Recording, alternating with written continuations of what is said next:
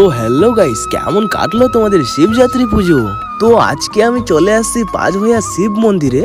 আর তোমরা কি জানো এই পাঁচভাইয়া জায়গাটার নাম কেন রাখছে? কারণ বহুদিন আগে এইখানে 5 ঘন্টির গাছ ছিল, সেই গাছে নাকি 5 রকমের ফুল ফুটতো, সেই জন্যই এই গ্রামের নাম পাঁচভাইয়া রাখছে। আমি জানি না এই কথাটা কতটা সত্যি বা কতটা মিথ্যা, এখানকার মানুষের কাছে যেটা শুনলাম ওটাই বললাম। তো আমরা এখন শিবের মাথায় জল ঢালার জন্য নদীতে চান করতে যাচ্ছি। নদীর জলটা এত ঠান্ডা আছে যে ডুব দিতেই ভয় লাগতেছে।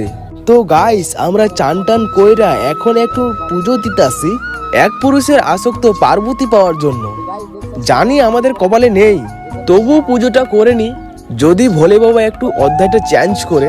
তো ফাইনালি আমরা জল নিয়ে চলে আসলাম। তো দেখতে পাচ্ছ অনেক পাহাড় পর্বত পার হয়ে যেতে হয় আমাকে।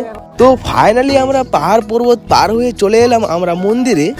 তো ঘন্টিটা বাজিয়ে আমরা চলে গেলাম ভিতরে। তারপর এখানে পুজো দেওয়ার জন্য ধূপকাঠিগুলো ধরাচ্ছি। তো ধরছেই না, কারণ আমার হাতগুলো একটু ভেজা ছিল, তার জন্যই ধরছে না। কিন্তু তবু আমরা তিনজনে সমানভাবে পুজো করতেছি, যেন আমরা এক পুরুষের আসক্ত তিনজনে মেয়ে পাই, সেই কারণেই মন্দিরে পুজো করতেছি। তো গাইস, তোমাদের এইবারের শিবযাত্রী পুজো কেমন কাটলো? আমার তো ভালোই কাটছে।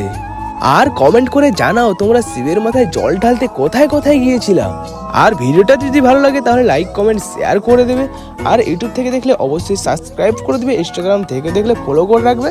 তো আজকের ভিডিওটা এই পর্যন্তই, দেখা হচ্ছে কোনো নেক্সট ভিডিওতে। তো আজকের মতো টাটা।